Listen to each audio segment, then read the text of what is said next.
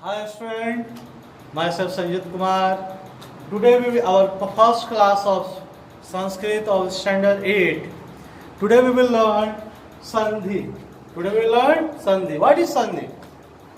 Means संधि किसे कहते हैं? दो निकटतम वर्णों के मेल से, दो निकटतम वर्णों के मेल से जो विकार या परिवर्तन दिखाई दे उसे संधि कहते हैं. संधि मीन्स दो निकटतम वर्णों का मेल, उससे जो परिवर्तन होता है उसे संधि कहा जाता है. उदाहरण के लिए देखिए, हीम जोर आलयः, हीम जोर आलयः. डियर स्टूडेंट, हियर हीम में अंतिम वर्ण है और आलय में प्रथम वर्ण है आ, और आ के मेल से बनता है आ. तो इस तरह ये हमारा हो जाता है हिमालय, हिमालय, हिम जोरालय, हिमालय. मीन्स निकटतम वर्ण और आ मिलके क्या बने? आ बने.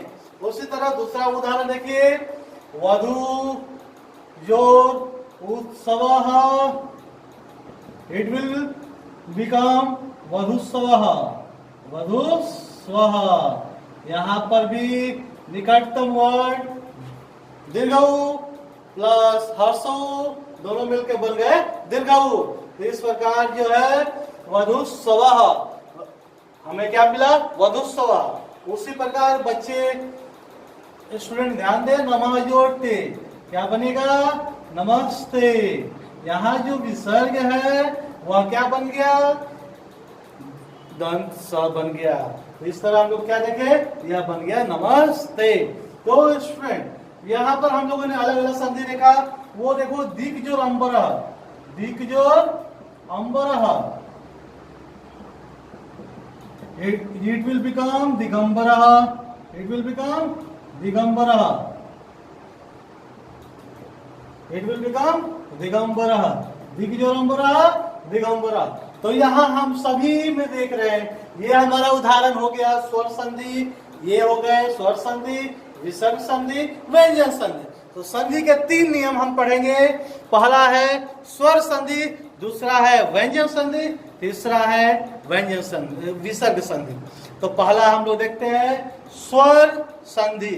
स्वर संधि क्या होता है छात्रों? तो ही दो निकटतम स्वरों के मेल से, दो निकटतम स्वरों के मेल से जो विकार होता है उसको क्या बोलते हैं? स्वर. परिवर्तन जो दिखाई दे उसे बोलते हैं स्वर संधि.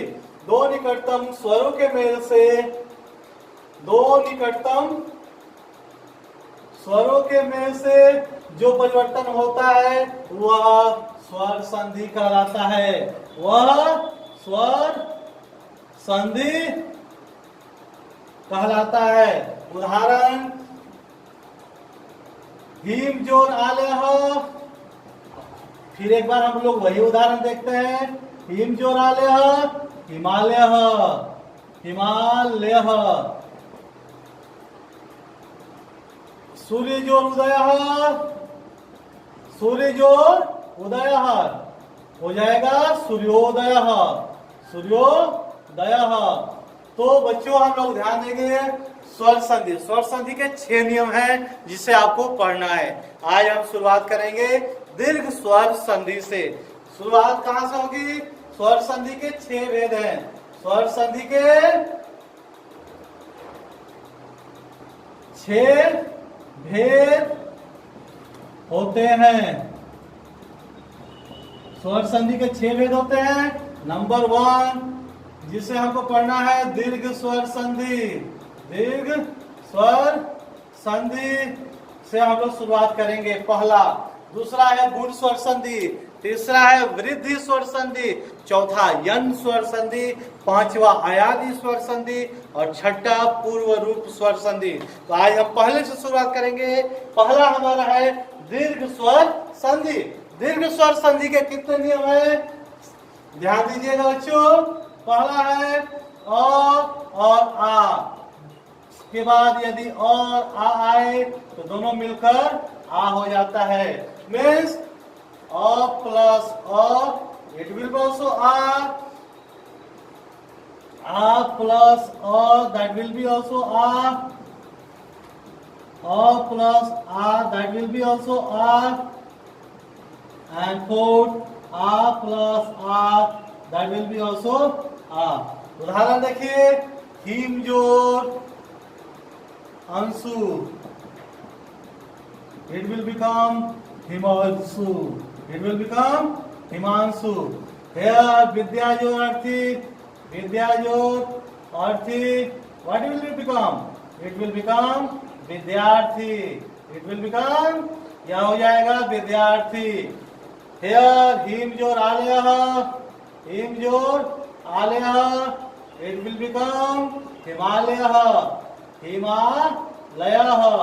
यहाँ हम देखेंगे आ प्लस आ, वो भी होता है आ. तो उसका भी उदाहरण देखिए बच्चों, विद्या जोर आलयः, it will become विद्यालयः, क्या हो जाएगा, विद्यालयः.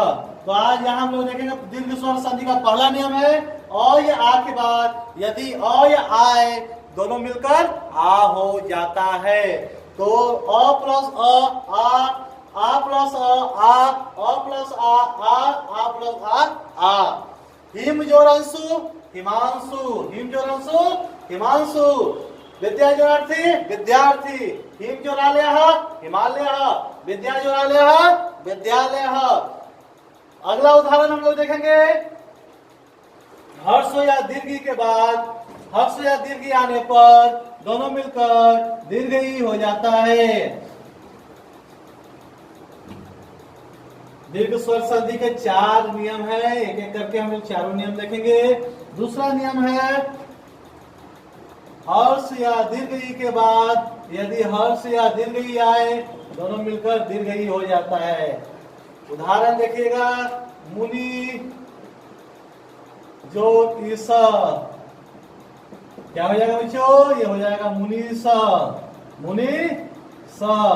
हरि जोर इंद्र, हरिंद्र, हरि जोर इंद्र, हरिंद्र, हरिंद्र.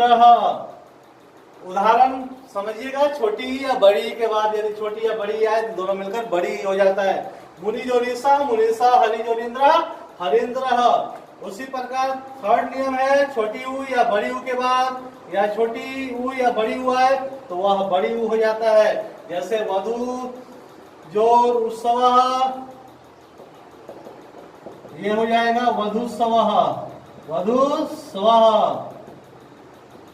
भानु जोर उदय, भानु जोर उदय, भानु जोर दय, भानु दय. ओके. और भी उदाहरण है जिसे आप अपने पाठ्य पुस्तक में पढ़िएगा और उसे अपने असाइनमेंट में पूरा कीजिएगा. चौथा नियम है री और री के बाद, री और री प्लस री दोनों मिलके बन जाएगा बड़ी री. उदाहरण देखिए, मातृजोरीनम, मातृजोर रीनम, इट विल बिकम, यह हो जाएगा मातृनम, मातृनम. पितृजोर रीनम, पितृजोर रीनम, ये हो जाएगा पितृनम, पितृनम.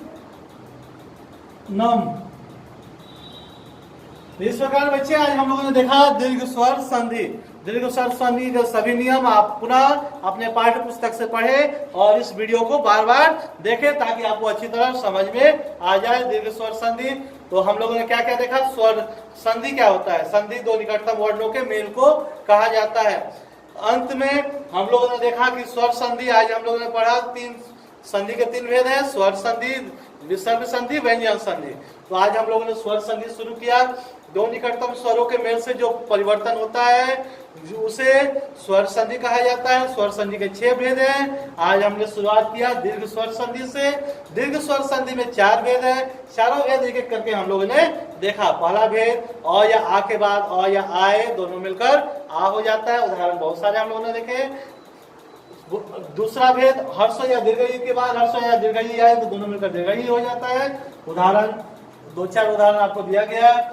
हर्षो या दीर्घ के बाद दो हर्षो या दीर्घ हुआ है तो दोनों मिलकर दीर्घ हो जाता है, और री के अवधि के बाद दोनों मिलकर दीर्घ री हो जाता है। इस प्रकार हमारे आज की कक्षा में हम लोगों के द्वारा जो पढ़ी गई आप उसको पुनः कॉपी में लिखे और उसको उससे रिलेटेड और भी उदाहरण अपने खुद या अपने पुस्तक की सहायता से आप पूरा कीजिएगा। आज का आपका यही कार्य है।